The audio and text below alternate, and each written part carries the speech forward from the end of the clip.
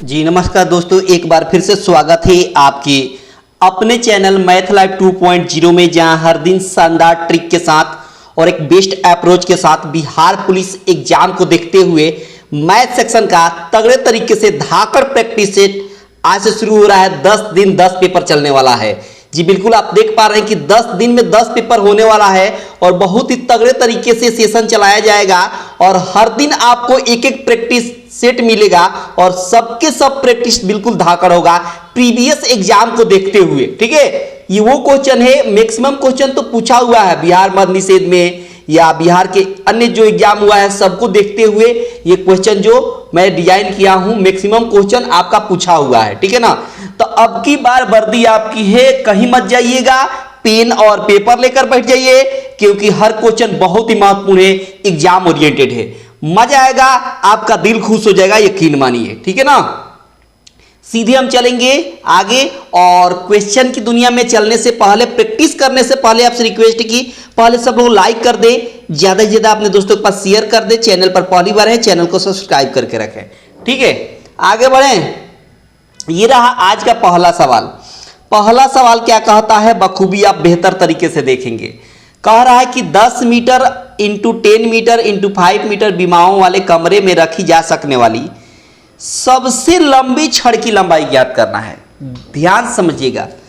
अच्छा एक बात बताइए कि सबसे लंबी छड़ कैसे रख पाइएगा। मान लीजिए कि यह एक अगर आपका घनाभ है, क्या है, यह आपका एक घनाभ है, अगर यह आपका अगर एक घनाभ है तो सबसे बड़ी लंबाई आप कैसे रखिएगा छड़ को कि सबसे लंबी उसमें रख सकते हैं छड़। तो इस कर्नर से लेकर इस कर्नर तक, इस कर्नर से लेकर इस कर्नर तक जो रखिएगा ये सबसे बड़ा छड़ रख सकते हैं। इसको क्या कहते हैं, तो इसको कहते हैं विकर्ण। क्या कहते हैं, विकर्ण। बेसिकली आपको सबसे बड़ी छड़ की लंबाई का मतलब ये हुआ ना कि विकर्ण निकालना है। क्या निकालना है, विकर्ण। और घनाभ का विकर्ण होता है LX² plus BX² plus HX²।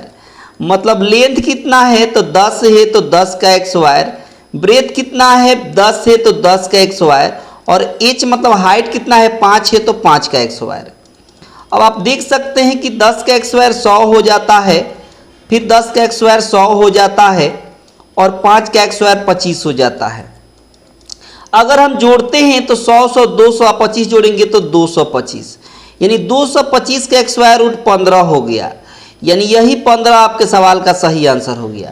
यही 15 आपके सवाल का सही आंसर हो गया। यानी इस पार्टिकुलर सवाल का आंसर हो जाएगा ऑप्शन बी। और ये कमाल का ट्रिक है, सवाल को चटकाने का सबसे शानदार अप्रोच यही है। आई होप कि ये बात आपको पूरी तरीके से क्लियर हो गई होगी। सवाल बिल्कुल एग्जाम ओरिएंटेड है और यही टाइप रहने वाला है आपके पेपर में। ठीक है ना, आगे बढ़ें, आगे बढ़े बाबू, आगे बढ़ते हैं। अगला सवाल क्या कहता है, जरा गौर से समझेंगे।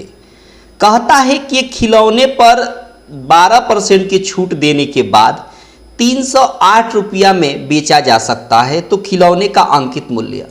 हम यहाँ पर लेट कर लेंगे कि खिलौने का जो मार्क प्राइस है वो 100 है, 100% हमने मान लिया। अच्छा, अगर जब 12% का छूट देंगे, इसमें जब 12% का हम छूट देंगे तो कितना में बेचेंगे, तो 88% में बेचेंगे। अच्छा, आपके हिसाब से 88% पर बेचा जा रहा है, क्वेश्चन के हिसाब से 308 रुपये में बेचा जा रहा है। आपके हिसाब से 88% पर बेचा जा रहा है, क्वेश्चन के हिसाब से 308 रुपये में बेचा जा रहा है। मतलब अपनी तुलना क्वेश्चन से कर देंगे। 11 से 8 बार में कटेगा, 11 1 2 9 22, 11 8 88 हो गया। ठीक है, ठीक है, कट गया। 11 दूना 22, 11 8 88। ठीक है, उसके बाद 4 से काटेंगे, 4 दूना 8 और 4 सते 28, यानी 2% का वैल्यू कितना हो गया, तो कहेंगे 7 हो गया।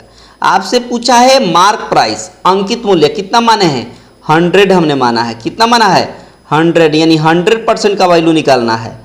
तो देखिएगा 2 को 100 बनाने के लिए कितना से गुणा करना पड़ेगा, 50 से। तो इधर भी आप भी 50 से गुणा कर दीजिए, तो 7 5 35, यानी 350 रुपया हो गया। यानी अंकित मूल्य कितना आ गया, 350 रुपया। अंकित मूल्य कितना आ गया, तो कहेगा कि 350 रुपया। यानी इस पार्टिकुलर सवाल का आंसर हो गया ऑप्शन सी। और ये कमाल का ट्रिक है, सवाल को चटकाने का सबसे शानदार ट्रिक यही है। ठीक है, आगे बढ़ें। है ना शानदार अप्रोच, बहुत शानदार अप्रोच है, बहुत शानदार ट्रिक है। आगे बढ़ते हैं अगले सवाल की तरफ। क्या कहता है देखिए, आगे कहता है सवाल में कि एक हॉल है, उस हॉल का फर्श आयताकार है। ठीक है, इसकी लंबाई 45 मीटर तथा चौड़ाई 36 मीटर है। ठीक है जी, हॉल के फर्श को ढकने के लिए 6 मीटर और 5 मीटर आकार के कितने कारपेट की आवश्यकता होगी। तो शानदार ट्रिक देखिए, इसमें आपको बोल दिया है कि एक बड़ा सा हॉल है, आयताकार हॉल है। इस हॉल की लंबाई दे दिया है 45 मीटर और चौड़ाई दे दिया है 36 मीटर। ठीक है, और इसमें ना एक और है आपका, आप कह सकते हैं कि फर्श को ढकने के लिए एक कारपेट है जिसकी लंबाई, कारपेट की लंबाई 6 है और चौड़ाई 5 है। और ऐसा कारपेट कितना इसमें हम रखेंगे कि ये पूरा का पूरा ढक जाए, पूरा का पूरा फर्श ढक जाए। तो शानदार ट्रिक इसका ये है, शानदार इसका ट्रिक ये है कि इसके एरिए में इसके एरिए से डिवाइड कर देंगे तो आपका आंसर हो जाएगा। जो हॉल है, हॉल का एरिया क्या हो जाएगा, L इंटू बी, यानी कह सकते हैं कि 45 इंटू 36। अच्छा, जो आपका कारपेट है, कारपेट में भी L इंटू बी लिखेंगे क्योंकि इसका भी एरिया क्या होगा, L इंटू बी। तो L 6 दिया है और B ब्रेथ 5 दिया है। ठीक है, अब यहाँ पर कटेगा कि 5 से काटेंगे, 5 नवा 45 हो गया और 6 से 6 छक 36, 9 छक हो गया 54। 54 आपका कारपेट इसमें लगेगा। कितने कारपेट लगेगा, 54 कारपेट लगेगा। आई होप कि ये बात आपको पूरी तरीके से क्लियर हो गई होगी। इस पार्टिकुलर सवाल का आंसर हो गया ऑप्शन बी। ऑप्शन बी आपके सवाल का सही आंसर हो गया। ऑप्शन बी आपके सवाल का करेक्ट आंसर हो गया। ठीक है, ऑप्शन बी आपके सवाल का क्लियर हो गया। ठीक है ना, क्लियर है। आगे बढ़ें, अगले सवाल पे चलते हैं। अगला सवाल भी वही है, अगला सवाल फिर से वही आ गया है। आगे बढ़ते हैं। देखिए, सवाल में कहता है कि एक दुकानदार ने अपनी दुकान के प्रत्येक सामान पर 30% का त्योहार बट्टा घोषित किया। सॉरी, ठीक है ना। विजय ने एक मोबाइल फोन खरीदा, उसे 960 रुपया का छूट मिला। तो मोबाइल फोन का अंकित मूल्य कितना है। देखिए, मोबाइल फ़ोन का अंकित मूल्य को हम 100% मान लेते हैं। कितना मान लेते हैं, 100%। अब शानदार ट्रिक देखिए। अच्छा, आपके हिसाब से 30% का छूट मिल रहा है, आपके हिसाब से 30% का छूट मिल रहा है। सवाल में बोला है ना कि 30% का बट्टा दिया जा रहा है, जबकि सवाल में आगे बोला है कि 960 रुपया का छूट मिल रहा है। तो अपनी तुलना इससे कर देंगे। ठीक है, अब देखिए, 1 0 से 1 0 कट गया, 3 से काटेंगे एक बार में, 3 से 3 तिरिका 9, 3 दूना 6, मतलब 1% का वैल्यू हो गया 32। अब सवाल में आपसे ये कहा है कि इसका अंकित मूल्य बता दीजिए। तो अंकित मूल्य हमने क्या माना है, 100 माना है। तो 1% का वैल्यू 32, तो 100% का वैल्यू कितना हो जाएगा, तो 32 में 100 से गुणा कर देंगे तो 3200 हो जाएगा। यानी 3200 आपके सवाल का सही आंसर हो गया। 3200 आपके सवाल का सही आंसर हो गया। 3200 आपके सवाल का करेक्ट आंसर हो गया। ठीक है, 3200 आपके सवाल का करेक्ट आंसर हो गया। आई होप कि क्लियर हो गई होगी। इस पार्टिकुलर सवाल का आंसर हो गया ऑप्शन बी। इस पार्टिकुलर सवाल का आंसर हो गया ऑप्शन बी। ठीक है, इस पार्टिकुलर सवाल का आंसर हो जाएगा ऑप्शन बी। आगे बढ़ें, आगे बढ़ते हैं अगले सवाल की तरफ। क्या कहता है देखिए, कैसे चटकाएंगे, क्या अप्रोच रहने वाला है देखिए। कहता है सवाल में कि एक पासे को फेंकने पर अभाज्य संख्या आने की क्या प्रक्रिया है।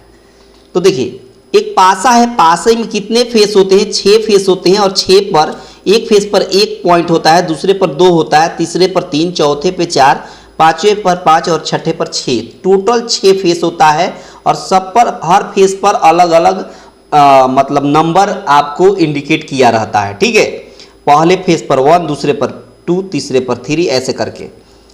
इसमें बोला है ना कि अभाज्य जो संख्या है ना उसकी प्रक्रिया बता दीजिए। अच्छा, प्रोबेबिलिटी आपको उसको बताना है जो अभाज्य है। अच्छा, अभाज्य है कितना? तो 2 अभाज्य होती है, 3 अभाज्य होती है और 5 अभाज्य होती है। टोटल 3 ऐसी संख्या है 6 में से 3 ऐसी संख्या है जो क्या है? अभाज्य है। कितना में से? 6 में से। तो टोटल नीचे 6 आ जाएगा। आपको यही ना पता है ना कि प्रोबेबिलिटी कैसे होता है, जो घटना घटती है उसको ऊपर और टोटल नीचे। तो टोटल 6 है, तो टोटल हम 6 से नीचे भाग दे दिए। 3 1 जा 3, 3 2 जा 6, यानी इसका सवाल का आंसर हो गया 1/2। आपके सवाल का सही आंसर हो गया 1/2। आपके सवाल का सही का आंसर हो गया, मतलब ऑप्शन डी आपके सवाल का करेक्ट आंसर हो गया। और ये कमाल का ट्रिक है, सवाल को चटकाने का सबसे शानदार ट्रिक यही है, सवाल को चटकाने का सबसे आसान तरीका यही है। बहुत ही हलवा बबुआ बबुआ सवाल पूछा है, ठीक है ना। बहुत ही शानदार अप्रोच रहने वाला है इस सेशन में। अंत तक बने रहिएगा, बहुत कुछ सीख कर जाइएगा, ठीक है ना। देखिए आगे, देखिए अगला सवाल क्या कहता है, बड़े गौर से समझेंगे और कैसे चटकाया जाता है ध्यान से समझेंगे। सवाल में कहता है कि किसी त्रिभुज का एक कोण अन्य 2 कोणों के योगफल के बराबर है। एक त्रिभुज है जिसका बोल रहा है कि एक त्रिभुज है, इस त्रिभुज में बोला है कि एक 2 कोणों का योग एक तीसरे कोण के बराबर है। तो 2 कोणों का योग, ठीक है। अच्छा, एक बात बताइए, एक कोण अन्य 2 कोणों के योगफल के बराबर है। तो एक कोण अन्य 2 कोणों के योगफल के बराबर तब होगा जब इन, मान लीजिए ये x है, ये y है, ये z है, यानी जो x का एक्स वायर होगा और जो y का एक्स वायर होगा, इन दोनों का योगफल जो होगा वो तीसरे के एक्स वायर के बराबर होगा। तो ऐसा अगर होता है तो इस तरह के त्रिभुज को हम समकोण त्रिभुज कहते हैं। इस तरह के त्रिभुज को हम क्या कहते हैं? समकोण त्रिभुज कहते हैं। यानी इस पर्टिकुलर सवाल का आंसर हो जाएगा समकोण त्रिभुज। समकोण त्रिभुज बोले तो एक कोण 90 डिग्री होता है, एक कोण 90 डिग्री होता है और इसके सामने वाला भुजा कर्ण कहलाता है, हाइपोटेनियस होता है, ठीक है। यानी इस पर्टिकुलर सवाल का आंसर हो जाएगा ऑप्शन बी। आपके सवाल का सही आंसर हो गया ऑप्शन बी। आपके सवाल का करेक्ट आंसर हो गया ऑप्शन बी। आपके सवाल का करेक्ट आंसर हो गया, ठीक है। आगे बढ़ें, आगे बढ़ते हैं। अगला सवाल देखिए क्या कहता है। कहता है सवाल में, ध्यान से सुनिएगा, सवाल में कहता है कि सोने की कीमत इसके वजन के वर्ग के समानुपाती है। एक आदमी ने सोने को 3:2 के अनुपात में तोड़ दिया और उसे 3600 रुपये का नुकसान हुआ। तो सोने की प्रारंभिक कीमत ज्ञात करें। अब शानदार ट्रिक देखिए, आपका दिल खुश हो जाएगा। देखिए जो वेट है, वेट वो किस में बढ़ जाता है? तो कहिएगा 3:2 में। और अच्छा 3:2 में बढ़ जाता है तो दोनों को जोड़ेंगे तो 3 और 2 मिलकर कितना हो जाएगा? 5 हो जाएगा। अच्छा, जो इसका प्राइस है, प्राइस इसके वेट के वर्ग के समानुपाती है। वर्ग मतलब 3 का एक्स वायर 9, 2 का एक्स वायर 4 और 5 का एक्स वायर 25। 5 का एक्स वायर 25। अच्छा, एक बात बताइए, जब तक नहीं टूटा रहता है तब कितना इनका सम होता है? तो 9 4 13 यूनिट।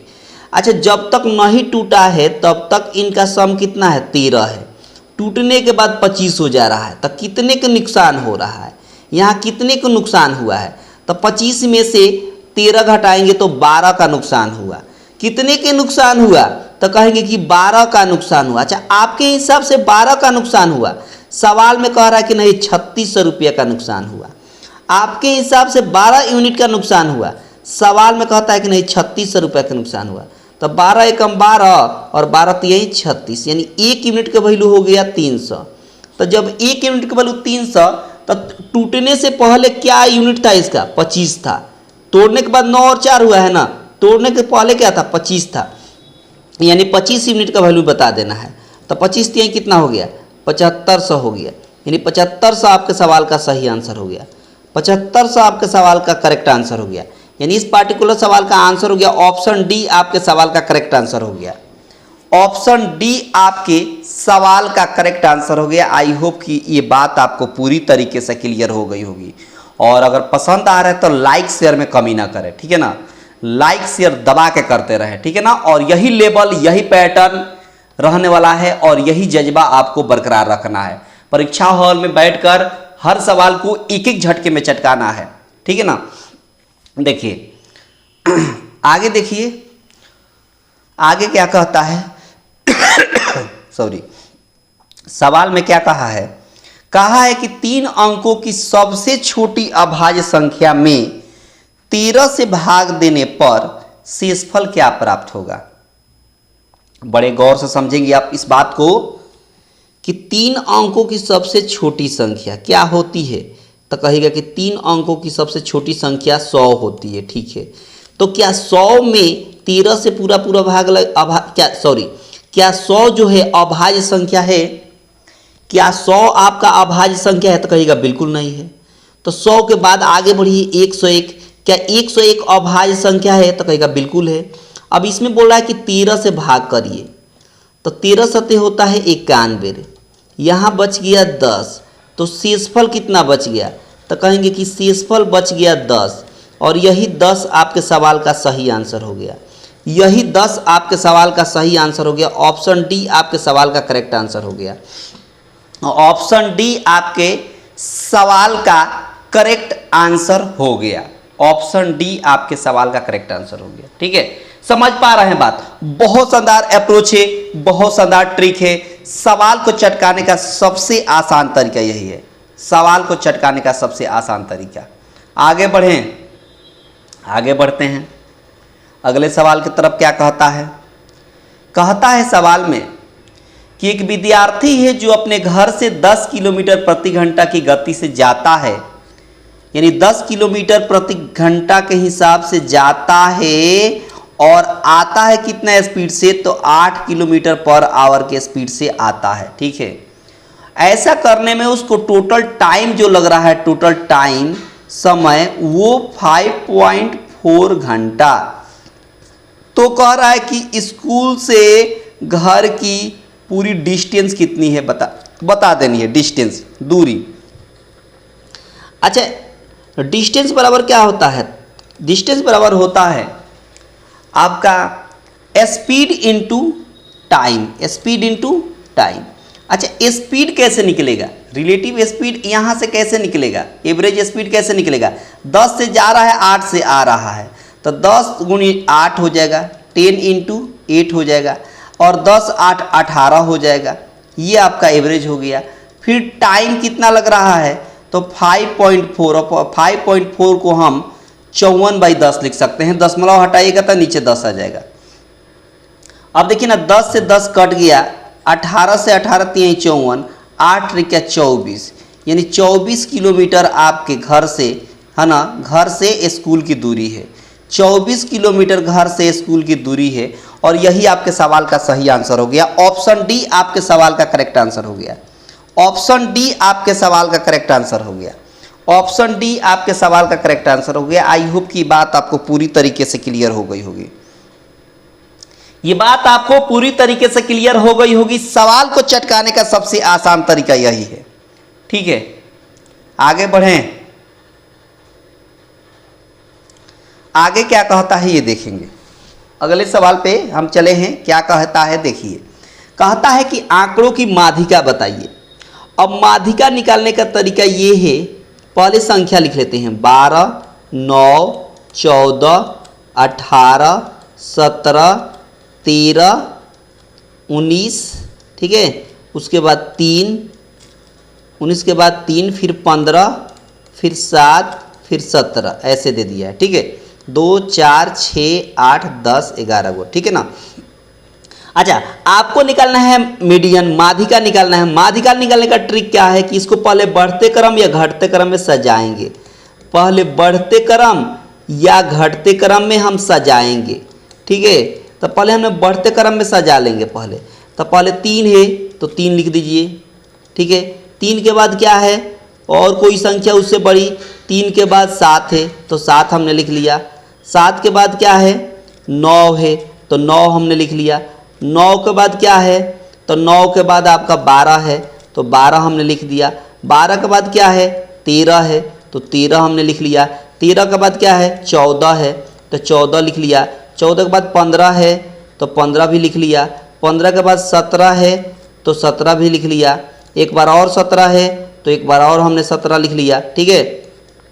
उसके बाद 18 है तो 18 लिख लिया, 19 है तो 19 लिख लिया, 2 4 6 8 10 11, ठीक है। जब हम बढ़ते क्रम या घटते क्रम में सजा लेते हैं, है ना, पहला मेरा काम होता है इस तरह के सवाल में कि या तो बढ़ते क्रम में या घटते क्रम में पहले सजा लीजिए, उसके बाद दो हिस्सों में बांट दीजिए और बीच वाला जो बच जाए वही उसका आंसर। तो आप देख सकते हैं कि टोटल 11 है, 11 में से 5 को इधर छांटिए और 5 को इधर छांटिए, 2 और 3 5, इधर छंट गया, इधर छंट गया, ठीक है। बच क्या गया बीच में 14, यही 14 आपके सवाल का सही आंसर हो गया, यही 14 आपके सवाल का सही आंसर हो गया। मतलब आधे को इधर मार दीजिए, आधे को इधर, जो बीच में बच गया वही उसका माध्यिका कहलाता है, वही उसका माध्यिका कहलाता है। लेकिन ऐसा तब करिएगा जब आप बढ़ते क्रम और घटते क्रम में सजा लीजिएगा तब, ठीक है। क्लियर हुआ? तो इस पार्टिकुलर सवाल का आंसर हो गया ऑप्शन बी। ऑप्शन बी आपके सवाल का सही आंसर हो गया, ऑप्शन बी आपके सवाल का करेक्ट आंसर हो गया। आई होप कि पूरी तरीके से क्लियर हो गई। आगे बढ़ते हैं। अगला सवाल क्या कहता है? कहता है कि 20 लोग, ध्यान सुनिएगा, 20 लोग एक दूसरे से हाथ मिलाते हैं तो कुल कितने हैंडशेक किए गए। अब इसका ट्रिक होता है बहुत शानदार, मैंने बताया है कई बार, याद रखिएगा। क्या ट्रिक होता है? n इंटू एन माइनस 1, ठीक है, और divide 2, n into n minus 1 divide 2, ये याद रहेगा, n into n minus 1 by 2। अब n क्या है? तब 20 लोग हैं तब 20 लिखेंगे, और इंटू 20 फिर रखेंगे, 20 में से एक जगह तो 19 हो जाएगा, और नीचे 2 है तो 2 लिखेंगे, 2 से काटेंगे 10 बार में, 10 में 19 से गुणा करेंगे तो 190, यानी 190 आपके सवाल का सही आंसर हो गया। 190 आपके सवाल का करेक्ट आंसर हो गया। ऑप्शन सी आपके सवाल का करेक्ट आंसर हो गया, ठीक है। इसी में का एक और वर्जन होता है, इसी टाइप में का एक और वर्जन होता है। कहता है कि एक, मान लीजिए कि पार्टी है, उस पार्टी में 20 लोग शामिल हुए। कितने लोग शामिल हुए? 20 लोग शामिल हुए, ठीक है। और हर व्यक्ति एक दूसरे को हाथ नहीं मिलाते हैं, हर व्यक्ति एक दूसरे को गिफ्ट देते हैं, तो सवाल में पूछता है कि टोटल कितने गिफ्ट दिए गए हैं। तो यहाँ पर ट्रिक जो होता है गिफ्ट वाला, गिफ्ट एक दूसरे को देने का जो ट्रिक होता है, उसमें याद रखिएगा n इंटू एन माइनस 1, क्या याद रखिएगा? n इंटू एन माइनस 1, ये ट्रिक याद रखेंगे, ठीक है ना। लेकिन वही अगर हाथ मिलाने की बात हुई तो डिवाइड 2 कर देंगे, डिवाइड 2। क्लियर हुआ दोनों बात? ये दोनों बात आपको पूरी तरीके से क्लियर हुआ। आई होप कि आपको ये बहुत अच्छे से समझ में आ गई होगी। और गिफ्ट वाला सवाल भी मैंने कई बार कराया है, ठीक है ना। आगे देख लीजिएगा। देखिए ये फिर से वही सवाल आ गया, देखिए आगे देखिए क्या कहता है। सवाल में कहता है कि यदि एक शॉर्ट 330 रुपया के मूल्य पर 10% लाभ पर बेची जाती है, शॉर्ट का क्रय मूल्य बताइए। देखिए सबसे पहले जानिए कि 10% का वैल्यू होता कितना है, तो कहेंगे कि 10% का वैल्यू होता है 1/10। ये जो नीचे वाला वैल्यू होता है ये कॉस्ट प्राइस होता है, ऊपर वाला वैल्यू होता है प्रॉफिट होता है या लॉस होता है। तो कॉस्ट प्राइस आपका 10 है, कॉस्ट प्राइस आपका कितना हो गया? 10। सेलिंग प्राइस कितना हो जाएगा? तो 10 और एक प्रॉफिट मिला देंगे तो 11 हो गया। यानी आपके हिसाब से सेलिंग प्राइस 11 है, क्वेश्चन के हिसाब से सेलिंग प्राइस 330 है। आपके हिसाब से सेलिंग प्राइस 11 है, क्वेश्चन के हिसाब से 330 है। अपनी तुलना क्वेश्चन से कर देंगे, 11 से काटेंगे, 11 33, 30 हो गया। मतलब 1 यूनिट का वैल्यू हो गया 30, 1 यूनिट का वैल्यू हो गया 30। तो जब 1 यूनिट का वैल्यू 30 हो गया तो शॉर्ट का क्रय मूल्य पूछा है, क्रय मूल्य कितना है? 10 है। क्या बोला है? 10। 1 यूनिट का वैल्यू 30, तो 10 यूनिट का वैल्यू कितना हो जाएगा? 30 से गुणा कर देंगे, तो 30 में 10 से गुणा करेंगे तो 300, यानी 300 आपके सवाल का सही आंसर हो गया। 300 आपके सवाल का करेक्ट आंसर हो गया। और इस पार्टिकुलर सवाल का आंसर हो गया ऑप्शन ए। इस पार्टिकुलर सवाल का आंसर हो गया ऑप्शन ए, आपके सवाल का करेक्ट आंसर हो गया। ऑप्शन ए आपके सवाल का करेक्ट आंसर हो गया। आई होप की बात पूरी तरीके से क्लियर हो गई होगी, ठीक है। ये बात आपको पूरी तरीके से क्लियर हो गई होगी। सवाल को चटकाने का सबसे आसान तरीका यही है, ठीक है। आगे बढ़ते हैं, अगले सवाल पे चलते हैं। देखिए इसको कैसे चटकाएंगे। सवाल में बोला है, क्या बोला है? बोला है कि 5 के पावर 11 प्लस 5 के पावर 12 प्लस 5 के पावर 13 प्लस 5 के पावर 14 ऐसे दे दिया है। और बोला है कि 4 ऑप्शन जो दिया है, चारों में से कौन सा ऐसा ऑप्शन है जिससे इसमें पूरा पूरा भाग लग जाए। तो उसका शानदार ट्रिक ये है कि सब में से 5 के पावर 11 कॉमन लेंगे, यहाँ कॉमन लेंगे तो यहाँ 1 बचेगा, यहाँ 5 के पावर 12 में से 11 कॉमन लेंगे तब 5 के पावर 1 बचेगा, 5 के पावर 13 में से 5 के पावर 11 कॉमन लेंगे तब 5 के पावर 2 बचेगा, 5 के पावर 14 में से 5 के पावर 11 कॉमन लेंगे तब 5 के पावर 3 बचेगा। ठीक है, यहाँ हो गया 5 के पावर 11, यहाँ 1 हो गया, 5 के पावर 1 का मतलब 5, 5 का स्क्वायर 25 हो गया और 5 का क्यूब 125 हो गया। ठीक है, अब देखिए, अब यहाँ पर 5 के पावर 11 हो गया। अच्छा एक बात बताइए, 25 जोड़ेंगे 125 में तो 150 हो जाएगा, 150 में 6 जोड़ेंगे तो 156 हो जाएगा। अब इसको दो हिस्सों में बांटेंगे तो 165 को हम 13 × 12 लिख सकते हैं, तो कहेगा बिल्कुल लिख सकते हैं। अब आप देख सकते हैं कि 7 से इसमें दिख नहीं रहा भाग, 17 से नहीं दिख रहा है, 56 से भी भाग दिख नहीं रहा है, लेकिन 65 से हमको दिख रहा है कि 65 से इसमें भाग लग जाएगा। देखिए कैसे, तो 13 में 5 से गुणा करेंगे तो क्या आएगा, 65 आएगा, मतलब 65 से इसमें पूरा पूरा भाग लगेगा। तो इसमें लगेगा मतलब कि एक ऑप्शन हो गया, कौन सा ऑप्शन, डी। ऑप्शन डी हो गया जिसमें पूरा पूरा 65 से भाग लग जाएगा, जिसमें डी ऐसा ऑप्शन है यानी 65 जिसमें पूरा पूरा भाग लग जाएगा। ठीक है ना, क्लियर हुआ? कोई दिक्कत, कोई परेशानी? कहिएगा ना दिक्कत ना परेशानी। आगे बढ़े, आगे देखिए,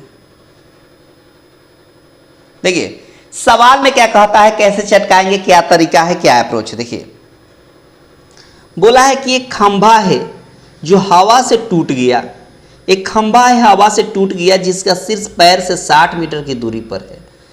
अब मान लीजिए कि खंभा है और खंभा यहाँ से टूट गया और टूटने के बाद ज़मीन पर इस तरह आ गया। ठीक है, और बोल दिया गया है कि ज़मीन से इसकी दूरी जो है वो 60 मीटर की दूरी पर जाकर गिरा है।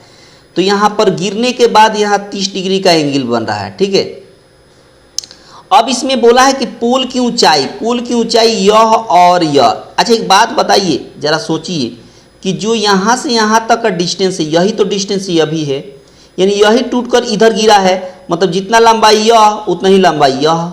ठीक है, अच्छा ये 30 डिग्री है तो ये 60 डिग्री होगा और ये 90 डिग्री होगा, बिल्कुल होगा।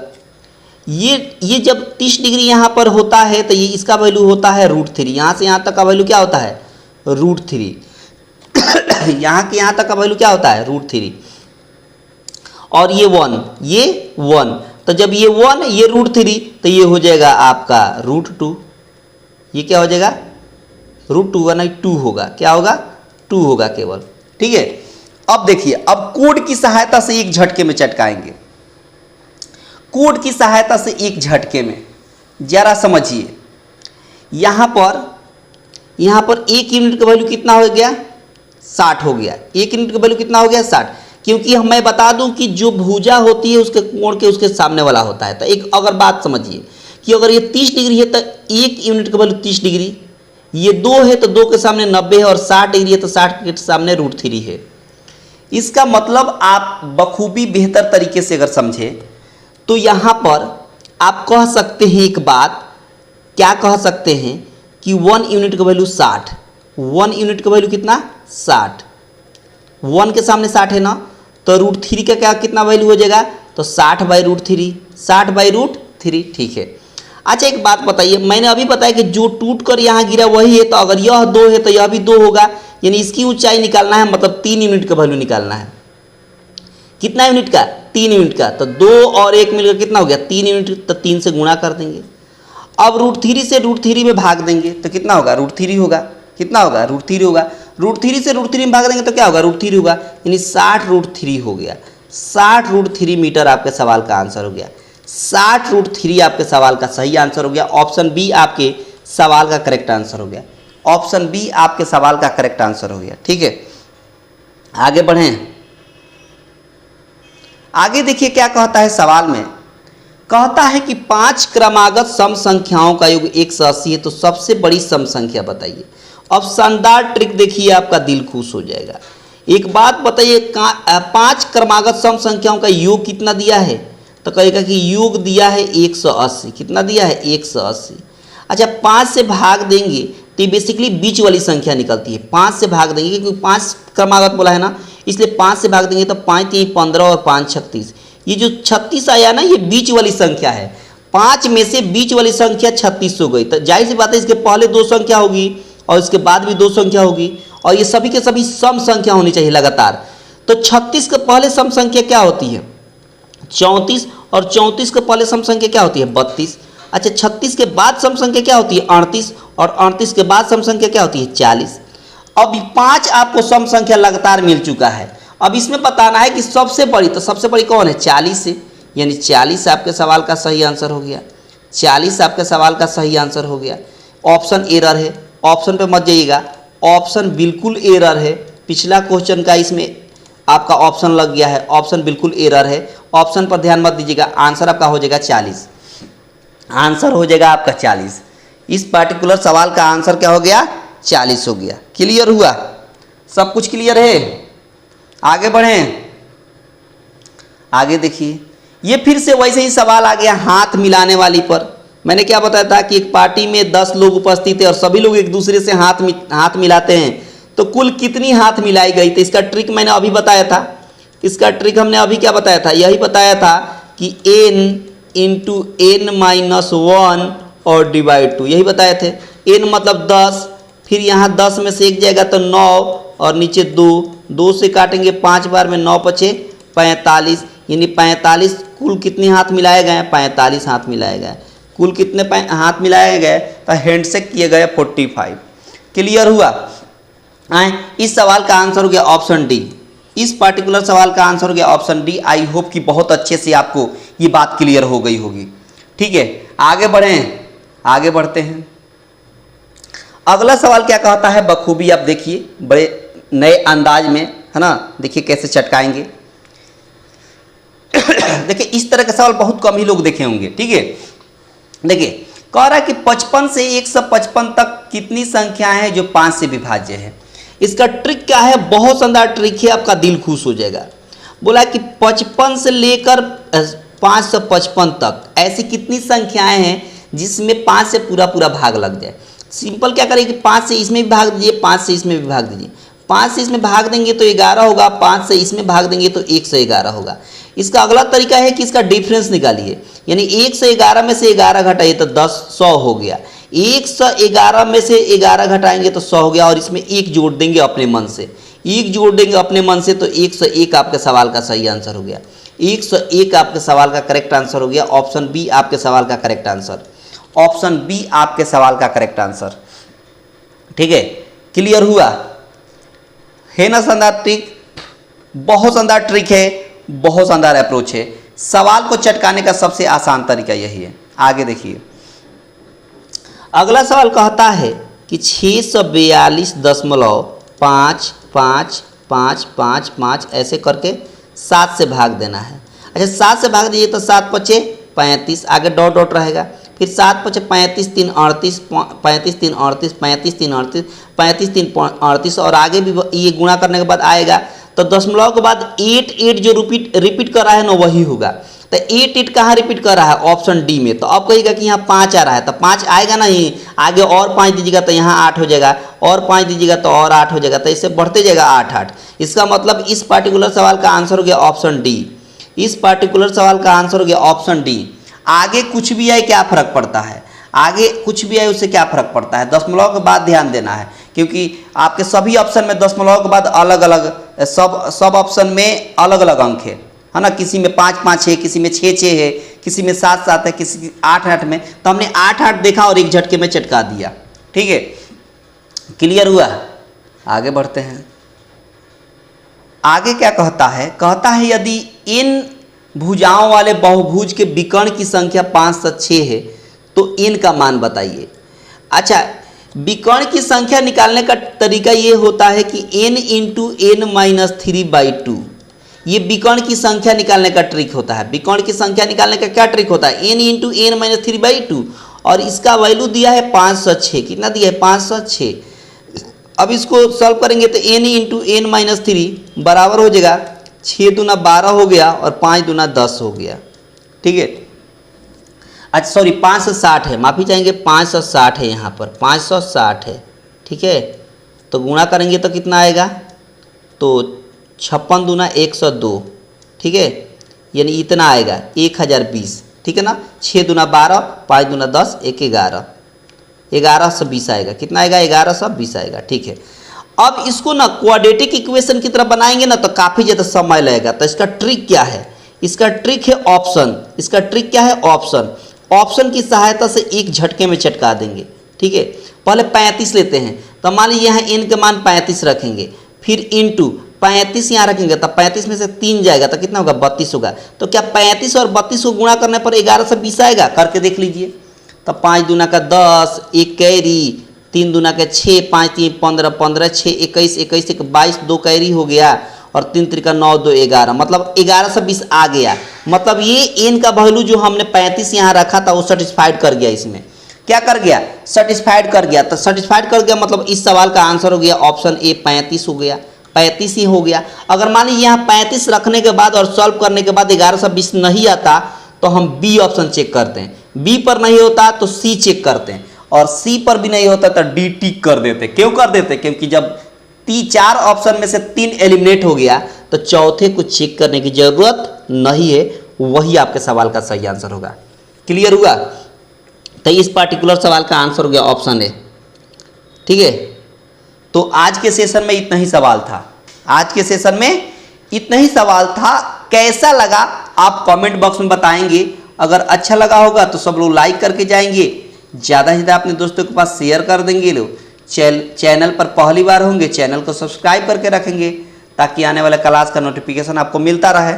ठीक है ना, तो आप अपना ख्याल रखेंगे और ऐसे ही आपको लगातार बिहार पुलिस के एग्जाम को देखते हुए तगड़े तरीके से धाकड़ मॉक टेस्ट मिलता रहेगा। ठीक है ना, तो ख्याल रखिएगा अपना और तैयारी ज़बरदस्त करते रहिएगा। ठीक है।